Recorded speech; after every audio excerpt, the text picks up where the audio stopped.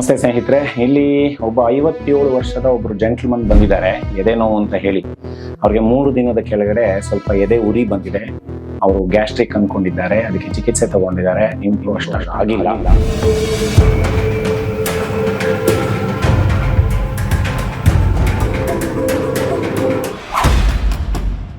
ನಮ್ಮಲ್ಲಿ ನಾವು ECG ಮತ್ತೆ ಎಕೋ ಸ್ಕ್ಯಾನಿಂಗ್ ಎಲ್ಲ ಎಮರ್ಜೆನ್ಸಿಯಲ್ಲಿ ಮಾಡಿದಾಗ ಮೇಜರ್ ಹಾರ್ಟ್ ಅಟ್ಯಾಕ್ ಆಗಿರೋದು ಗೊತ್ತಾಗ್ತಾ ಇದೆ. ಸೊ ನಾವಿವಾಗ ಪ್ರೊಸೀಜರ್ನ ಮುಗಿಸಿದ್ದೀವಿ. ಒಂದು ಮೈನ್ ರಕ್ತನಾಳ ಬ್ಲಾಕ್ ಆಗಿತ್ತು, ಅದಕ್ಕೆ ಏಂಜಿಯೋಪ್ಲಾಸ್ಟಿ ಅಂತ ಮಾಡಿ ಸ್ಟೆಂಟಿಂಗ್ ಎಲ್ಲ ಮಾಡಿದ್ದೀವಿ. ಮಧ್ಯದಲ್ಲಿ ಸ್ವಲ್ಪ ಹಾರ್ಟ್ ಬೀಟ್ ವೇರಿಯೇಷನ್ಸ್ ಎಲ್ಲ ಆಗಿತ್ತು.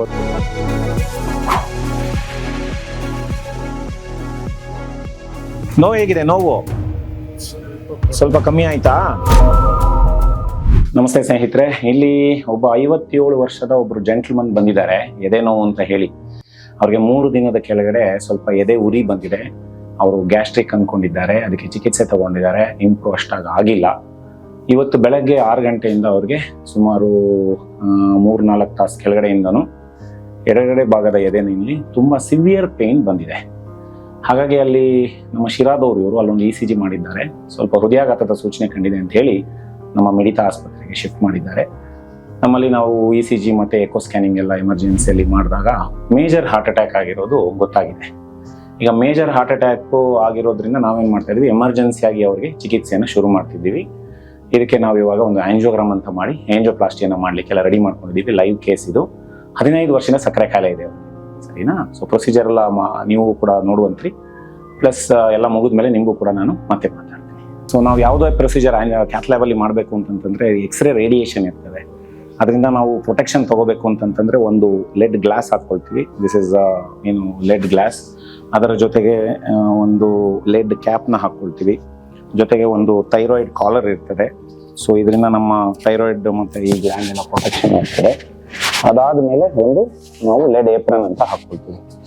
ಇದು ಒಂದು 8ರಿಂದ 10 kg ಇರ್ತದೆ. ಇದೆಲ್ಲ ನಾವು ವೇರ್ ಹಾಕ್ಕೊಂಡು ಪ್ರೊಸೀಜರ್ನ ಮಾಡೋದು. ಓಕೆ,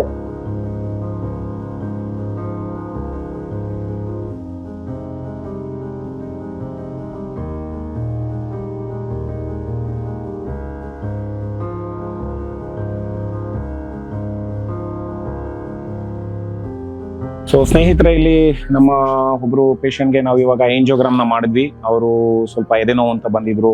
ECG ನಲ್ಲಿ ಸ್ವಲ್ಪ ಹೃದಯಾಘಾತದ ಚೇಂಜಸ್ ಇದ್ದಿದ್ದರಿಂದ ಮಾಡ್ತಾ ಇದ್ದೀವಿ. ಲೆಫ್ಟ್ ಸೈಡ್ ಅಲ್ಲಿ LED ಅಂತ ಕರಿತೀವಿ. ಆ ಒಂದು ಮುಖ್ಯವಾದ ರಕ್ತನಾಳ 100% ಬ್ಲಾಕ್ ಆಗಿದೆ. ಅದು ನಮಗೆ ಆಂಜಿಯೋಗ್ರಾಮ್ ಅಲ್ಲಿ ಗೊತ್ತಾಗಿದೆ. ಸೊ ಆಂಜಿಯೋಗ್ರಾಮ್ ಅಂತಂತಂದ್ರೆ ನಾವು ಕೈಯ ಒಂದು ರಕ್ತನಾಳದ ಮುಖಾಂತರ ಒಂದು ಶೀಟ್ನ ಪಾಸ್ ಮಾಡ್ಕೊಂಡಿದ್ದೀವಿ. ಅದಾದ್ಮೇಲೆ ಒಂದು ಕೆಥಿಟರ್ನ ಪಾಸ್ ಮಾಡಿದ್ದೇವೆ. ಕೆಥಿಟರ್ ಈಗ ಹೃದಯದ ತನಕ ಹೋಗಿದೆ ಅನ್ನೋದು ನನಗೆ ಇಲ್ಲಿ ಸ್ಕ್ಯಾನ್ ಅಲ್ಲಿ ಗೊತ್ತಾಗ್ತಾ ಇದೆ. ಅದಕ್ಕೆ ನಾವು ಕಾಂಟ್ರಾಸ್ಟ್ ಅಂತ ಇಂಜೆಕ್ಟ್ ಮಾಡಿದಾಗ ಬ್ಲಾಕೇಜ್ ಇದೆ ಇಲ್ಲ ಅನ್ನೋದು ಗೊತ್ತಾಗಿದೆ. ಈಗ ನಾವು ಆ ಬ್ಲಾಕೇಜ್ ನ ಕ್ಲಿಯರ್ ಮಾಡ್ಲಿಕ್ಕೆ ಏಂಜಿಯೋಪ್ಲಾಸ್ಟಿ ಅಂತ ಮಾಡ್ತಾ ಇದ್ದೀವಿ. ಸೊ ನಾವೇನ್ ಮಾಡ್ತೀವಿ ಅಂದ್ರೆ, ಮೊದಲಿಗೆ ಆ ರಕ್ತನಾಳದ ಮುಖಾಂತರ ಒಂದು ವೈರ್ನ ಪಾಸ್ ಮಾಡ್ಕೊಳ್ತೀವಿ. ಇದು ಕೂದಲೆಳೆಯುವಷ್ಟು ವೈರ್ ಇರ್ತದೆ. ಸೊ ಈ ವೈರ್ನ ಪಾಸ್ ಮಾಡಿಕೊಂಡು ಅದ್ರ ಮೇಲೆ ಒಂದು ಬಲೂನ್ ಅನ್ನ ಕಳಿಸಿ, ಬಲೂನ್ ಅಲ್ಲಿ ನಾವು ಇನ್ಫ್ಲೇಟ್ ಮಾಡಿಕೊಂಡು ರಕ್ತ ಹರಿಲಿಕ್ಕೆ ವ್ಯವಸ್ಥೆ ಆಗ್ತದೆ. ಅದಾದ ನಂತರ ಎಷ್ಟು ಉದ್ದ ಬ್ಲಾಕ್ ಇದೆ ನೋಡ್ಕೊಂಡು ಒಂದು ಸ್ಟೆಂಟ್ ನ ಹಾಕ್ತಿವಿ. ಅದು ಆಂಜಿಯೋಪ್ಲಾಸ್ಟಿ ಅಂತ ಕರಿತೀವಿ. ಅದನ್ನ ನಾವು ಎಮರ್ಜೆನ್ಸಿಗೆ ಮಾಡೋದಿರ್ತದೆ. ಓಕೆ, ಸೊ ಈ ಪ್ರೊಸೀಜರ್ನ ನಾವು ಇವಾಗ ಶುರು ಮಾಡ್ತಾ ಇದ್ದೀವಿ. You can see live.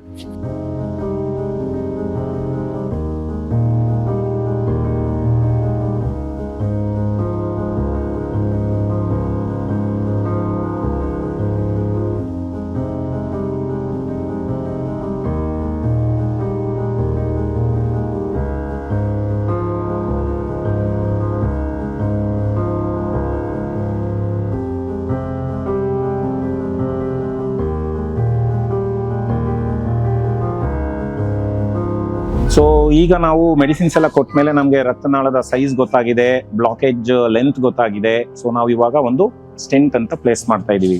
ಏನಿದು ಸ್ಟೆಂಟ್ ಅಂದ್ರೆ? ಸ್ಟೆಂಟ್ ಅಂದ್ರೆ ಒಂದು ಮೆಟಾಲಿಕ್ ಸ್ಟ್ರಕ್ಚರ್. ಅದು ಸ್ಪ್ರಿಂಗ್ ತರ ಇರುತ್ತೆ. ನಾವು ರಕ್ತನಾಳದ ಒಳಗಡೆ ಹೋಗಿ ಅದನ್ನ ನಾವು ಇನ್ಫ್ಲೇಟ್ ಮಾಡ್ತೀವಿ. ಆಗ ಅದು ರಕ್ತನಾಳದ ಒಂದು ಅಳತೆಗೆ ಕರೆಕ್ಟ್ ಆಗಿ ಕೂತ್ಕೊಳ್ಳುತ್ತೆ. ಅವಾಗ ಏನಾಗ್ತದೆ, ಅದೊಂದು ಚಾನಲ್ ತರ ಕ್ಲಿಯರ್ ಆಗ್ತದೆ. ಬ್ಲಾಕೇಜ್ ಎಲ್ಲ ಕ್ಲಿಯರ್ ಆಗಿ ರಕ್ತ ಸರಾಗವಾಗಿ ಹರಿಲಿಕ್ಕೆ ಅದು ಸಹಾಯ ಮಾಡ್ತದೆ. ಜೊತೆಗೆ ಮುಂದೆ ಅದು ಮತ್ತೆ ಆ ರಕ್ತನಾಳ ಬ್ಲಾಕೇಜ್ ಆಗದಾಗೂ ಕೂಡ ತಡೆಗಟ್ಟುತ್ತೆ. ಸೊ ನಾನು ನಿಮಗೆ ಕ್ಲೋಸ್ ಅಪ್ ಅಲ್ಲಿ ತೋರಿಸ್ತೀನಿ. ಸೊ ಸ್ಟೆಂಟ್ ಅಂದ್ರೆ ಹೇಗಿರುತ್ತೆ ಅಂತ. So this is the stent. You can see. So ಇದು ಮೆಟಾಲಿಕ್ ಸ್ಟ್ರಕ್ಚರ್ ಇದೆ ಇಲ್ಲಿ. ಸೊ ಇಷ್ಟು ಉದ್ದ ಸ್ಟೆಂಟ್ ಇರ್ತದೆ. ಅದನ್ನ ಒಂದು ಬಲೂನ್ ಮೇಲೆ ಏನೋ ಕೊಲಾಪ್ಸ್ ಮಾಡಿರ್ತಾರೆ. ನಾವು ಅದನ್ನ ಒಳಗಡೆ ತಗೊಂಡೋಗಿ ಬಲೂನ್ ಇನ್ಫ್ಲೇಟ್ ಮಾಡಿದಾಗ ಸ್ಟೆಂಟ್ ಎಕ್ಸ್ಪ್ಯಾಂಡ್ ಆಗುತ್ತೆ, ಮತ್ತೆ ಬಲೂನ್ ಡಿಫ್ಲೇಟ್ ಮಾಡಿದಾಗ ಸ್ಟೆಂಟ್ ಎಕ್ಸ್ಪ್ಯಾಂಡೆಡ್ ಸ್ಟೇಟ್ ಅಲ್ಲೇ ಇರುತ್ತೆ. ನಾವು ಬಲೂನ್ ಅನ್ನು ಆಚೆ ತೆಗೆದ್ಬಿಡ್ತೀವಿ. So you can see the process. So ಅದನ್ನ ಹಾಕ್ಬೇಕು ಅಂತಂತಂದ್ರೆ ನಾವು ಮೊದಲು ಇಲ್ಲಿ ಏನು ನಾವು ವೈರ್ನ ಆಲ್ರೆಡಿ ಪ್ಲೇಸ್ ಮಾಡ್ಕೊಂಡಿದ್ದೀವಿ, ಆ ವೈರ್ನ ಅಲ್ಲಿ ನಾವು ಇದನ್ನ ಪೋಣಿಸ್ತೀವಿ. ಓಕೆ, ಸೊ ಬಹಳ ತೆಳುವಾದಂತಹ ವೈರ್ ಇದು, ತುಂಬಾ ಡೆಲಿಕೇಟ್ ಆಗಿ ಹ್ಯಾಂಡಲ್ ಮಾಡಬೇಕಾಗತ್ತೆ. ಸೊ ನಾವು ಇದನ್ನ ವೈರ್ನಲ್ಲಿ ಪೋಣಿಸ್ತಾ ಇದ್ದೀವಿ. ಪೋಣಿಸ್ಕೊಂಡು ಉಳಿದ ವೈರ್ ನೋಡಿ ಈಗ ಟ್ಯೂಬ್ ಒಳಗಡೆ ಹೋಯ್ತು ಸ್ಟೆಂಟ್. ಓಕೆ, ಸೊ ಟ್ಯೂಬ್ ಒಳಗಡೆ ಹೋಗ್ತಾ ಇದೆ. ಸೊ ನಾವು ಈಗ ನೀವು ನೋಡಬಹುದು ಇದು ಒಳಗಡೆ ಹೋಗಿದೆ, ನಮಗೆ ಕೆಲವು ಮಾರ್ಕರ್ಸ್ ಇದೆ ಅದ್ರಲ್ಲಿ ಗೊತ್ತಾಗುತ್ತೆ. ಅಲ್ಲಿ ನೀವು ನೋಡಿದ್ರೆ ಸ್ಕ್ರೀನ್ ಅಲ್ಲಿ ಈಗ ನೋಡಬಹುದು, ನೋಡಿ ಅಲ್ಲಿ ಸ್ಟೆಂಟ್ ಬಂದಿದೆ ಈಗ, ಹೌದಾ? ರೈಟ್. ಸೊ ಅದನ್ನ ಕರೆಕ್ಟ್ ಆಗಿ ನಾವು ಪ್ಲೇಸ್ ಮಾಡ್ಕೊಂಡು ಇನ್ಫ್ಲೇಟ್ ಮಾಡ್ತೀವಿ. Right, small puff, excellent. Caudal ಶಾಲೆಯಲ್ಲಿ ಕಾಡಲ್ ಇದು ಥ್ರಾಂಬಸ್ ಆಸ್ಪಿರೇಷನ್ ಡಿವೈಸ್ ಅಂತ. ಸೊ ಹೃದಯದ ರಕ್ತನಾಳಗಳಲ್ಲಿ ಬ್ಲಡ್ ಕ್ಲಾಟ್ಸ್ ಇದ್ದಾಗ ನಾವು ಬ್ಲಡ್ ಕ್ಲಾಟ್ಸ್ ನ ಕ್ಲಿಯರ್ ಮಾಡ್ಲಿಕ್ಕೆ ಯೂಸ್ ಮಾಡ್ತೀವಿ. ಇದನ್ನು ಸಹಿತ ನಾವು ಹೃದಯದ ರಕ್ತನಾಳಕ್ಕೆ ಇದನ್ನ ಪಾಸ್ ಮಾಡಿಕೊಂಡು ಆಸ್ಪಿರೇಟ್ ಮಾಡ್ತೀವಿ. ಓಕೆ, ಇದು ಅರೌಂಡ್ 1-2 ಮಿಲಿಮೀಟರ್ ಅಷ್ಟು ಇರ್ತದೆ ಇದು. ಸೊ ಅದನ್ನ ನಾವು ಪಾಸ್ ಮಾಡ್ತಾ ಇದ್ದೀವಿ. ಯು ಕ್ಯಾನ್ ಸಿ ಹಿಯರ್, ನೀವು ನೋಡ್ತಾ ಇರ್ಬೋದು, ನಾವು ವೈರ್ನ ಪಾಸ್ ಮಾಡ್ತಾ ಇದ್ದೀವಿ. ಅಲ್ಲಿ ನೀವು ಸ್ಕ್ರೀನ್ ನಲ್ಲಿ ನೋಡಿದ್ರೆ ವೈರ್ ಅಲ್ಲಿ ಬಂದಿದೆ. ಈಗ ಇಲ್ಲಿ ಪಾಸ್ ಮಾಡಿರ್ತಕ್ಕಂಥ ವೈರ್ ಅಲ್ಲಿ ಬಂದಿದೆ. ಸೊ ಆ ವೈರ್ನ ನಾವು ಕರೆಕ್ಟ್ ಆಗಿ ರಕ್ತನಾಳಕ್ಕೆ ಗೈಡ್ ಮಾಡ್ಬೇಕಿರ್ತದೆ. ಸೊ ಅದನ್ನ ನಾವು ಇವಾಗ ಬೇರೆ ಬೇರೆ ಟೆಕ್ನಿಕ್ಸ್ ನಲ್ಲಿ ಮಾಡ್ತಾ ಇದ್ದೇವೆ. ಸೊ ಇದನ್ನ ನಾವು ಎಮರ್ಜೆನ್ಸಿಯಾಗಿ ಮಾಡಬೇಕಾಗಿರೋದ್ರಿಂದ ನಾವು ಹೆಚ್ಚು ಸಮಯ ವ್ಯರ್ಥ ಮಾಡೋದೇ ಇರ್ತದೆ. ಸ್ನೇಹಿತರೆ, ನೀವು ನೋಡ್ಬೋದು, ನಾನು ಇಲ್ಲಿ ಹಾಕಿದಂತಹ ವೈರು ಈ ಟ್ಯೂಬ್ ಮುಖಾಂತರ ಅಲ್ಲಿ ಹೃದಯದ ಹತ್ರ ಹೋಗಿದೆ. ಆ ಹೃದಯದಲ್ಲಿ ನಾವು ವೈರ್ನ ಪಾಸ್ ಮಾಡ್ಕೊಳ್ತಾ ಇದ್ದೀವಿ. You can see there. Okay, so wire pass ಆಗ್ತಾ ಇದೆ, ಅದನ್ನ ನಾವು ರಕ್ತನಾಳಕ್ಕೆ ಗೈಡ್ ಮಾಡ್ತಾ ಇದ್ದೀವಿ.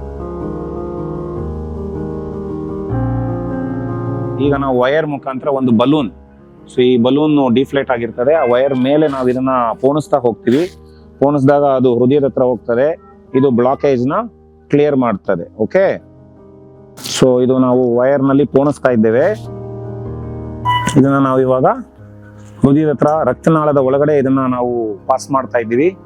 ಸೊ ಈಗ ನಾವು ಪೋಣಿಸಿದೀವಿ, ಅಲ್ಲಿ ನೀವು ಸ್ಕ್ರೀನ್ ಅಲ್ಲಿ ನೋಡಬಹುದು ವೈರ್ 2 ಡಾಟ್ ಮಾರ್ಕರ್ಸ್ ಇದೆ, ಅದೇನೆ ಬಲೂನ್. ಓಕೆ, ಅದನ್ನ ನಾವು ಬ್ಲಾಕ್ ಹತ್ರ ನಾವು ಇದನ್ನ ಪ್ಲೇಸ್ ಮಾಡಿದ್ದೇವೆ. ಈಗ ನಾವು ಅದನ್ನ ಇನ್ಫ್ಲೇಟ್ ಮಾಡ್ತೀವಿ. Small puff sister. Okay, go up here. 2 3 4 6 8. Very good, excellent. Negative caudal. So ಅದನ್ನ ಬೇರೆ ಬೇರೆ ಆಂಗಲ್ಸ್ ನಲ್ಲಿ ಕನ್ಫರ್ಮ್ ಮಾಡ್ಕೊಳ್ತೀವಿ. ಓಕೆ, VPCs ಬರ್ತಾ ಇದೆ. Small puff ready. Okay, go up here. 6 8.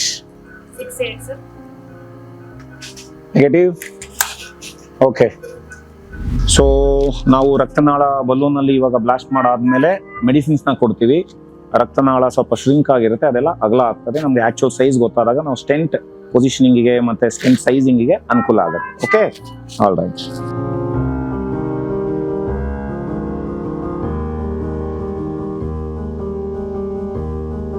So ಈಗ ನೋಡ್ಬೋದು ಸ್ನೇಹಿತರೆ, ನಾವು ಸ್ಟೆಂಟ್ ನಲ್ಲಿ ಪ್ಲೇಸ್ ಮಾಡ್ಕೊಂಡಿದ್ದೀವಿ. ಇವಾಗ ಇನ್ಫ್ಲೇಟ್ ಮಾಡ್ತೀವಿ. Inflate sister. Nominal go up to 6 8 10. Hold.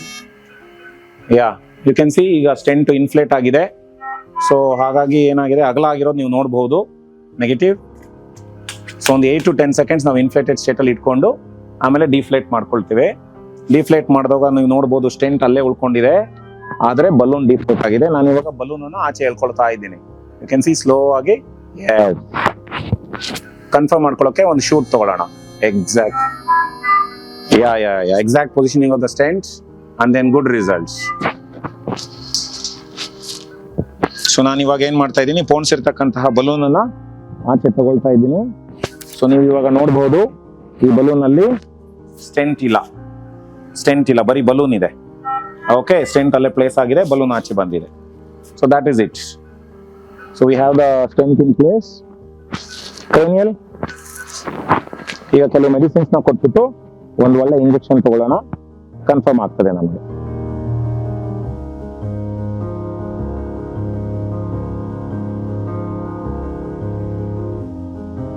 ಚೆನ್ನಾಗಿ ಆಗ್ತಾ ಇದೆ. ಆಯ್ತಾ?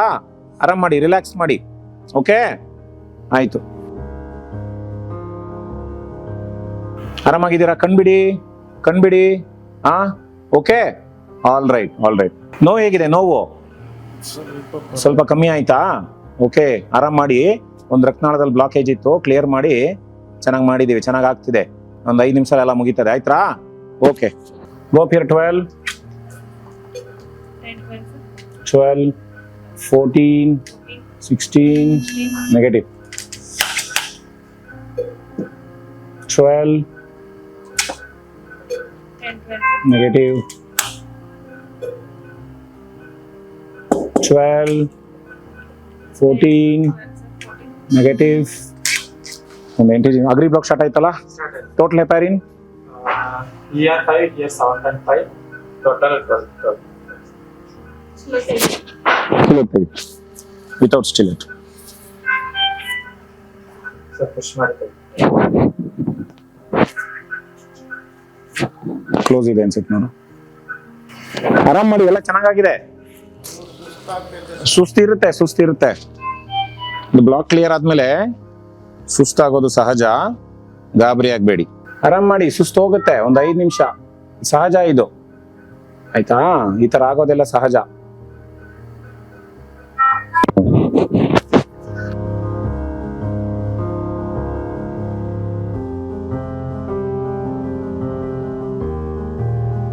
ಆರಾಮ್ ಮಾಡಿ, ಆಯ್ತು. ಆರಾಮ್ ಮಾಡಿ. Gross ST depressions because of nicorandil. That's good.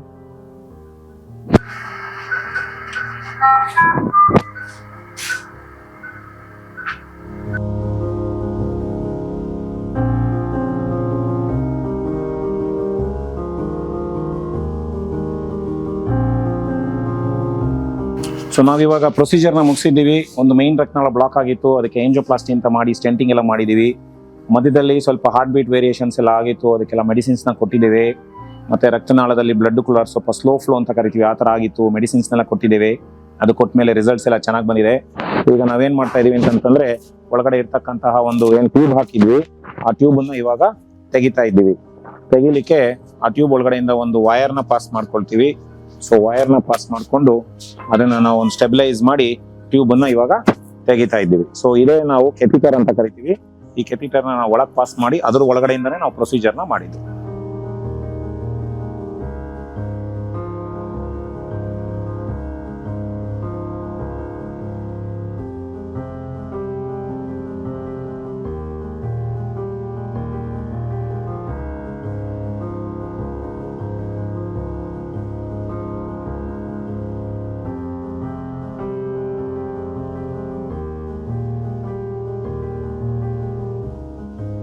ಸ್ನೇಹಿತರೆ, ಈಗ ನಾವು ಪ್ರೈಮರಿ ಏಂಜಿಯೋಪ್ಲಾಸ್ಟಿ ಅನ್ನೋ ಪ್ರೊಸೀಜರ್ನ ಮುಗಿಸಿದ್ದೀವಿ. ಸೊ ನಮ್ಮ ಪೇಷಂಟ್ ಯಾರಿದ್ರು ಅವ್ರಿಗೆ ಎದೆನೋವು ತುಂಬ ಕಾಣಿಸ್ತಾ ಇತ್ತು. ನಾವು ಒಂದು ಮೇನ್ ರಕ್ತನಾಳ ಬ್ಲಾಕ್ ಆಗಿದ್ದನ್ನ ಇವಾಗ ಏಂಜಿಯೋಪ್ಲಾಸ್ಟಿ ಮಾಡಿ ಕ್ಲಿಯರ್ ಮಾಡಿದ್ದೇವೆ. ಏಂಜಿಯೋಪ್ಲಾಸ್ಟಿ ಮಾಡಬೇಕಾದ್ರೆ ನೀವು ನೋಡ್ಬೋದು, ನಾವು ಒಂದು ಡಿಫಿಬ್ರಿಲೇಟರ್ ಅಂತ ಕರಿತೀವಿ. ಕಂಟಿನ್ಯೂಸ್ ಮಾನಿಟರಿಂಗ್ ನಡೀತಾ ಇರುತ್ತೆ. ಇಲ್ಲಿ ECGಯನ್ನು ನಾವು ಕಂಟಿನ್ಯೂಸ್ ಮಾನಿಟರ್ ಮಾಡ್ತಾ ಇರ್ತೀವಿ. ಮತ್ತು ನಿಮಗೆ ನೋಡ್ಬೋದು ಬ್ಲಡ್ ಪ್ರೆಷರ್ ಬರ್ತಾ ಇದೆ ಅಲ್ಲಿ, ಮತ್ತು ಆಕ್ಸಿಜನ್ ಸ್ಯಾಚುರೇಷನ್ ಬರ್ತಾ ಇದೆ. ಇದೆಲ್ಲದನ್ನು ಕೂಡ ನಾವು ಕಂಟಿನ್ಯೂಸ್ ಮಾನಿಟರ್ ಮಾಡಿಕೊಂಡು ಪೇಷಂಟ್ ಜೊತೆ ಮಾತಾಡಿಕೊಂಡು ಅವ್ರ ಜೊತೆನೂ ಕೂಡ ಕೌನ್ಸಿಲಿಂಗ್ ಮಾಡಿಕೊಂಡು ಮಾಡ್ತಾ ಇರ್ತೀವಿ. ಈ ಒಂದು ಪ್ರೊಸೀಜರ್ಗೆ ನಮ್ಮ ಇಂಟೆನ್ಸಿವಿಸ್ಟ್ ಇದ್ದಾರೆ, ಅವರು ನಮಗೆ ಬಹಳ ಸಹಾಯ ಮಾಡಿದ್ದಾರೆ. ಶಾಬಾಜ್ ಅಂತ, ಡಾಕ್ಟರ್ ಶಾಬಾಜ್ ಅವರು ನಮಗೆ ಸಪೋರ್ಟ್ ಮಾಡಿದ್ದಾರೆ. ನಮ್ಮ ಸುರೇಶ್, ನಮ್ಮ ಅಸಿಸ್ಟೆಂಟ್ ಕ್ಯಾತ್ ಲ್ಯಾಬ್ ಟೆಕ್ನಿಷಿಯನ್, ಇವರು ಕೂಡ ಸಹಾಯ ಮಾಡಿದ್ದಾರೆ. ಮತ್ತೆ ಅನುಷಾ ನಮ್ಮ ಸಪೋರ್ಟ್ ಸ್ಟಾಫ್, ಮತ್ತೆ ನಮ್ಮ ತೇಜಸ್ ಇದ್ದಾನೆ ನಮ್ಮ ಟೆಕ್ನಿಷಿಯನ್, ಜೊತೆಗೆ ನಮ್ಮ ಗೀತಾ ಅಂತಾನೂ ಇದ್ದಾರೆ, ಅವರು ಇಲ್ಲೇ ಓಡಾಡ್ಕೊಂಡಿದ್ದಾರೆ. ಸೊ ಏನು ನಾವು ಪ್ರೈಮರಿ ಆಂಜಿಯೋಪ್ಲಾಸ್ಟಿ ಅಂತ ಕರಿತೀವಿ, ಈ ಪ್ರೊಸೀಜರ್ನ ನಾವು ಕ್ಯಾತ್ ಲ್ಯಾಬ್ ಅನ್ನೋ ಒಂದು ಫೆಸಿಲಿಟಿನಲ್ಲಿ ಮಾಡ್ತೀವಿ. ಇದು ಬಾರಿ ಎನ್ಕ್ಲೋಸ್ಡ್ ಏರಿಯಾ ಇರುತ್ತೆ, ಸ್ಟರೈಲ್ ಏರಿಯಾ ಇರುತ್ತೆ. ಇಲ್ಲಿಗೆ ನಾವು ಒಂದು ಮಷಿನ್ ಕ್ಯಾತ್ ಲ್ಯಾಬ್ ಅಂತ ಕರಿತೀವಿ. ಇದು ನಮ್ದು GE ಕಂಪನಿಯ ಕ್ಯಾತ್ ಲ್ಯಾಬ್ ಇದೆ. ಈ ಕ್ಯಾತ್ ಲ್ಯಾಬ್ ನಲ್ಲಿ ನಾವು ರೇಡಿಯೇಷನ್ ಪ್ರೊಡ್ಯೂಸ್ ಮಾಡಲಿಕ್ಕೆ ಒಂದು ಎಕ್ಸ್ರೇ ಟ್ಯೂಬ್ ಇದೆ. ಅಲ್ಲಿಂದ ರೇಡಿಯೇಷನ್ ಪ್ರೊಡ್ಯೂಸ್ ಆಗಿ ಇಲ್ಲಿ ಇಮೇಜ್ ಇಂಟೆನ್ಸಿಫೈಯರ್ ಇರ್ತದೆ. ಪೇಷಂಟ್ ಮಧ್ಯದಲ್ಲಿ ನಾವು ಮಲಗಿಸಿದಾಗ ಎಕ್ಸ್ರೇ ಪೇಷಂಟ್ ಮುಖಾಂತರ ಇಲ್ಲಿ ಹೋದಾಗ ಅಲ್ಲಿ ಏನು ನಮಗೆ ಎಕ್ಸ್ರೇ ಶ್ಯಾಡೋಸ್ ಬರುತ್ತೆ, ಅದ್ರ ಮೇಲೆ ನಮಗೆ ಬ್ಲಾಕೇಜ್ ಇದೆ ಇಲ್ಲ ಮತ್ತೆ ಹೃದಯ ಹೇಗಿದೆ ಅನ್ನೋದೆಲ್ಲ ನಮಗೆ ಒಂದು ಕ್ಲಾರಿಟಿ ಸಿಗ್ತದೆ. ಸೊ ನೀವು ಇವಾಗ ಪ್ರೊಸೀಜರ್ ಎಲ್ಲ ನೋಡಿದ್ರಿ ಅನ್ಕೊಳ್ತೀನಿ. ಸೊ ಇದನ್ನ ನಾವು ಎಮರ್ಜೆನ್ಸಿಯಾಗಿ ಮಾಡ್ತೀವಿ. ಫಾರ್ಚುನೇಟ್ಲಿ ನಮಗೆ ಪ್ರೊಸೀಜರು ತುಂಬಾ ನೀಟಾಗಿ ಆಯಿತು, ಎಲ್ಲ ಚೆನ್ನಾಗಾಯಿತು. ಸೊ ಕೆಲವೊಮ್ಮೆ ಕಾಂಪ್ಲಿಕೇಶನ್ಸ್ ಆಗ್ತದೆ, ಪೇಷಂಟ್ಸು ಇಷ್ಟು ಸ್ಟೇಬಲ್ ಇರಲ್ಲ, ಅನ್ಸ್ಟೇಬಲ್ ಇರ್ತಾರೆ. ಅವಾಗೆಲ್ಲದನ್ನು ಕೂಡ ನಾವು ಒಂದು ವ್ಯವಸ್ಥೆಯನ್ನು ಮಾಡಿಕೊಂಡು ಪೇಷಂಟ್ ಚೆನ್ನಾಗಿ ಹಾರ್ಟ್ ಬೀಟ್ ವೇರಿಯೇಷನ್ ಆಗ್ತಾ ಇರುತ್ತೆ, ಬಿ ಪಿ ಲೋ ಆಗ್ತಾ ಇರುತ್ತೆ, ಉಸಿರಾಟದ ಸಮಸ್ಯೆ ಆಗ್ತಿರುತ್ತೆ. ಅವಾಗ ನಾವು ಏನು ಸಪೋರ್ಟಿವ್ ಇರ್ತದೆ, ವೆಂಟಿಲೇಟರ್ ಬೇಕಾಗ್ಬೋದು, ಡಿಫಿಬ್ರಿಲೇಟರ್ ಅಲ್ಲಿ ಶಾಕ್ ಕೊಡಬೇಕಾಗ್ಬೋದು, ಬಿ ಪಿಗೆ ಮೆಡಿಸಿನ್ಸ್ ಹಾಕೊಳ್ಳಿಕ್ಕೆ ಇನ್ಫ್ಯೂಷನ್ಸ್ ಬೇಕಾಗ್ಬೋದು. ಈ ಥರದ್ದೆಲ್ಲದನ್ನು ನಾವು ನಮ್ಮ ವ್ಯವಸ್ಥೆ ನಮ್ಮ ಕ್ಯಾತ್ ಲ್ಯಾಬ್ನಲ್ಲಿ ಮಾಡಿಕೊಂಡು ನಾವು ಮಾಡ್ತೀವಿ.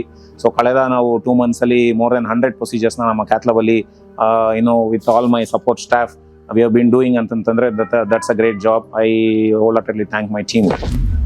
ಸೊ ಪ್ರೊಸೀಜರ್ ಎಲ್ಲ ಆಗಿದೆ ಆಯ್ತಾ, ಚೆನ್ನಾಗಾಗಿದೆ ಆಯ್ತಾ. ಒಂದು ಮೈನ್ ರಕ್ತನಾಳ ಬ್ಲಾಕ್ ಆಗಿತ್ತು, ಹೇಳಿದ್ನಲ್ಲ, ಲೆಫ್ಟ್ ಸೈಡ್ದು ಒಂದು ಇಂಪಾರ್ಟೆಂಟ್ ರಕ್ತನಾಳ ಬ್ಲಾಕ್ ಆಗಿರುತ್ತೆ, ಅದಕ್ಕೆ ಆಂಜಿಯೋಪ್ಲಾಸ್ಟಿ ಮಾಡಬೇಕಾಗುತ್ತೆ ಅಂತ. ಈಗ ಅದನ್ನ ನಾವು ಮಾಡಿದೀವಿ. ಇಲ್ಲ ಮಾಡಿದ್ಮೇಲೆ ಅವರು ಕೂಡ ಸ್ಟೇಬಲ್ ಆಗಿದ್ದಾರೆ. ಮಾಡಬೇಕಾದ್ರೆ ಸ್ವಲ್ಪ ಬಿ ಪಿ ವೇರಿಯೇಷನ್ ಆಯಿತು ಅನ್ನೋದು ಬಿಟ್ಟರೆ ಅವರು ಸ್ಟೇಬಲ್ ಆಗಿ ಸಪೋರ್ಟ್ ಮಾಡಿದ್ದಾರೆ. ರಿಸಲ್ಟ್ಸ್ ಎಲ್ಲ ಚೆನ್ನಾಗಿ ಬಂದಿದೆ, ಅವರು ಕಂಫರ್ಟಬಲ್ ಇದ್ದಾರೆ, ನೋವೆಲ್ಲ ಕಮ್ಮಿ ಆಗಿದೆ. ಒಂದು 5 ನಿಮಿಷ ಬಿಟ್ಟು ಮಾತಾಡ್ಸೋಣ. ಸೊ ನಿಮ್ಗೆ ಏನೇನಿದೆ ನಾನು ತೋರಿಸ್ಬಿಡ್ತೀನಿ. ಹಾರ್ಟಲ್ಲಿ 3 ರಕ್ತನಾಳಗಳಿರುತ್ತೆ. ಇದು ಬಲಗಡೆ ಭಾಗದ ರಕ್ತನಾಳ ನಾರ್ಮಲ್ ಇದೆ. ಇಲ್ಲೊಂಚೂರು ಮೈನರ್ ಕೊಲೆಸ್ಟ್ರಾಲ್ ಬಿಟ್ರೆ ಅವರ 15 ವರ್ಷದ ಸಕ್ಕರೆ ಕಾಯಿಲೆಗೆ ಇದೇನೂ ಅಲ್ಲ ಇದು ಆಯ್ತಾ. ಇದೊಂದು ಮೈನರ್ ಕೊಲೆಸ್ಟ್ರಾಲ್ ಇದೆ, ಅದು ಬಿಟ್ರೆ ಹಾರ್ಟಲ್ಲಿ ಹಿಂದೆ ಹೋಗೋ ರಕ್ತನಾಳ ಚೆನ್ನಾಗಿದೆ. ಸೊ 3ರಲ್ಲಿ 2 ರಕ್ತನಾಳ ಚೆನ್ನಾಗಿರೋದಕ್ಕೆ ಅವರಿಷ್ಟು ನಮಗೆ ಸಮಯ ಕೊಟ್ಟಿದ್ದಾರೆ. ಕೆಲವೊಮ್ಮೆ ಇಷ್ಟೊಂದು ಸಮಯ ಕೊಡೋದೇ ಇಲ್ಲ ಹಾರ್ಟ್ ಅಟ್ಯಾಕು ಆಯ್ತಾ. ಸೊ ಇಲ್ಲಿ ಬರ್ತಾ ಇದೆ ನೋಡಿ ರಕ್ತನಾಳ, ಅದು ಇಲ್ಲಿ ಬ್ಲಾಕ್ ಆಗ್ಬಿಟ್ಟಿದೆ. ಇಲ್ಲಿ 100% ಬ್ಲಾಕ್ ಆಗಿದೆ. ಹಿಂಗೆ ಬರ್ಬೇಕು, ಹಿಂಗೆ ಬರ್ತಾ ಇಲ್ಲ. ಇದು ಕಾಣ್ತಾ ಇದೆಯಾ? ಇದು ನಮ್ಮ ಭಾಷೆಯಲ್ಲಿ LAD ಅಂತ ಕರಿತೀವಿ, ಲೆಫ್ಟ್ ಆಂಟಿ ಡಿಸೆಂಡಿಂಗ್ ಆರ್ಟರಿ ಅಂತ ಆಯ್ತಾ. ಸೊ ನಾವೇನ್ ಮಾಡಿದೀವಿ, ಆ ಬ್ಲಾಕ್ ಇಲ್ಲಿ ಕಾಣ್ತೀವಿ ನೋಡಿ, ಕಾಣ್ತಾ ಇದೆ ಇದು. ಸೊ ಆ ಬ್ಲಾಕ್ ಮುಖಾಂತರ ಫಸ್ಟ್ ಏನ್ ಮಾಡ್ತೀವಿ, ವೈರ್ ಪಾಸ್ ಮಾಡ್ಕೊಂಡಿದ್ದೀವಿ ನೋಡಿ. ಇಲ್ಲಿ ರೆಗ್ಯುಲರ್ ವೈರ್ ಹೋಗ್ಲಿಲ್ಲ, ಸ್ವಲ್ಪ ಹಾರ್ಡ್ ಬ್ಲಾಕ್ ಇತ್ತು, ಬೇರೆ ತರ ವೈರ್, 2 ವೈರ್ ಕಾಣ್ತಾ ಇದೆ ಇಲ್ಲಿ. ಸೊ ವೈರ್ನ ಪಾಸ್ ಮಾಡ್ಕೊಂಡು ಒಂದು ಪಂಪಲ್ಲಿ ಬ್ಲಡ್ ಕ್ಲಾಟ್ಸ್ ಎಲ್ಲ ಆಚೆ ಹೇಳ್ಕೊಂಡು ಬಲೂನನ್ನ ಕಳಿಸಿ ಬಲೂನಲ್ಲಿ ಬ್ಲಾಸ್ಟ್ ಮಾಡ್ತಾ ಇದ್ದೀವಿ. ಅದಾದ್ಮೇಲೆ ನೋಡಿ ಬ್ಲಾಸ್ಟ್ ಕಾಣ್ತಾ ಇದೆ ಇದು. ಮಾಡಾದ್ಮೇಲೆ ನೋಡಿ ರಕ್ತನಾಳ ಎಲ್ಲ ಹರಿತಾ ಇದೆ ಇವಾಗ. ಮುಂಚೆ ಬ್ಲಾಕ್ ಆಗಿತ್ತಲ್ವಾ, ಹರಿತಾ ಇದೆ ಇವಾಗ ನೋಡಿ ಉದ್ದಕ್ಕೂ. ಅದಾದ್ಮೇಲೆ ಮೆಡಿಸಿನ್ಸ್ ಕೊಟ್ಮೇಲೆ ರಕ್ತನಾಳ ಕೂಡ ಅಗಲ ಆಗಿದೆ. ಸೊ ಅದಾದ್ಮೇಲೆ ಸ್ಟೆಂಟ್ನ ನಾವು ತಗೊಂಡು ಸ್ಟೆಂಟ್ ಪ್ಲೇಸ್ ಮಾಡ್ಕೊಂಡಿದೀವಿ. ಇದು 2 ಡಾಟ್ ಮಧ್ಯೆ ಇರ್ತಕ್ಕಂಥದ್ದೇ ಸ್ಟೆಂಟ್. All right. ಸೊ ಅದನ್ನ ನಾವು ಪ್ಲೇಸ್ ಮಾಡ್ಕೊಂಡು ನೋಡಿ ಇನ್ಫ್ಲೇಟ್ ಮಾಡಿದೀವಿ, ಗೊತ್ತಾಗ್ತಾ ಇದೆಯಾ? ಸೊ ಅದೆಲ್ಲ ಮಾಡಾದ್ಮೇಲೆ ಒಂದು 2-3 ಸಲ ಮಾಡಾದ್ಮೇಲೆ ನೋಡಿ ರಕ್ತನಾಳ ಓಪನ್ ಆಯ್ತು. ಅದಾದ್ಮೇಲೆ ಸ್ವಲ್ಪ ಬ್ಲಡ್ ಫ್ಲೋ ಎಲ್ಲ ಸ್ಲೋ ಆಯಿತು, ಅದಕ್ಕೆ ಮೆಡಿಸಿನ್ಸ್ ಎಲ್ಲ ಕೊಟ್ಬಿಟ್ಟು ಇನ್ನೂ ಒಂದು ಬಲೂನ್ ತಗೊಂಡು ಹೈ ಪ್ರೆಷರ್ ಬ್ಲಾಸ್ಟ್ ಮಾಡ್ತಾ ಇದ್ದೀವಿ. ಅದೆಲ್ಲ ಮಾಡಾದ್ಮೇಲೆ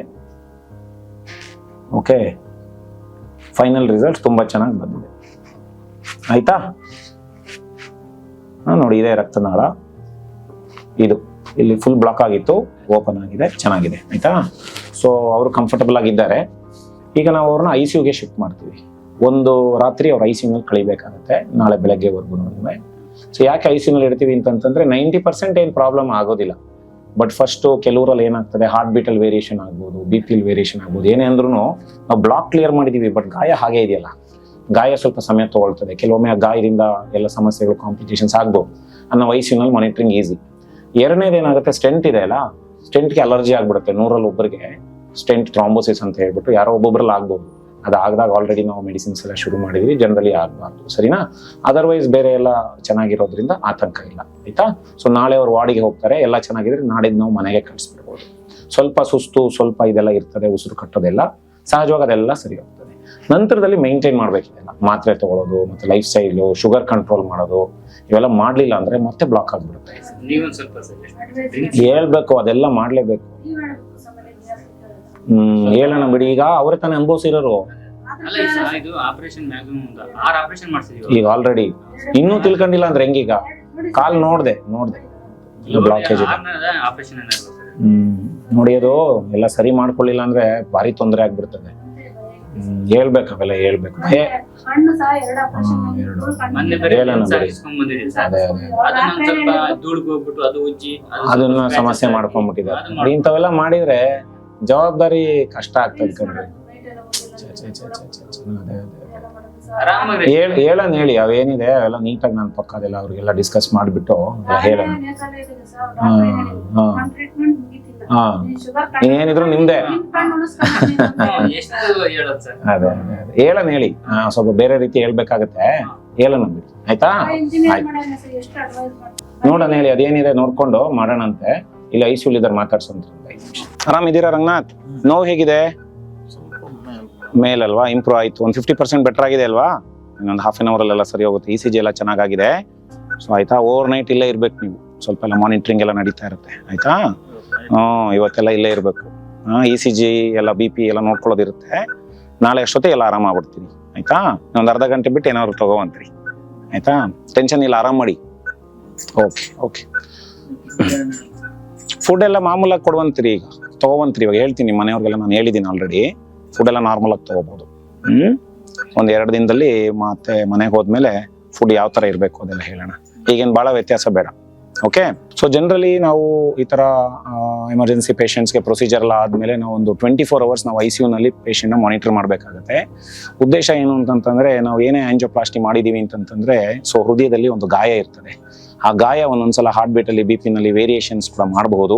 ಆ ಒಂದು ಉದ್ದೇಶದಿಂದ ನಾವು ಕಂಟಿನ್ಯೂಸ್ ಮಾನಿಟರಿಂಗ್, ಇಲ್ಲಿ ಡಿಫಿಬ್ರಿಲೇಟರ್ ಅಂತ ಕರಿತೀವಿ, ಇದರಲ್ಲಿ ECG ಕಂಟಿನ್ಯೂಸ್ ಮಾನಿಟರಿಂಗ್ ಇರುತ್ತೆ, ಆಕ್ಸಿಜನ್ ಸ್ಯಾಚುರೇಷನ್ ಮಾನಿಟರ್ ಮಾಡ್ತಾ ಇರ್ತೀವಿ.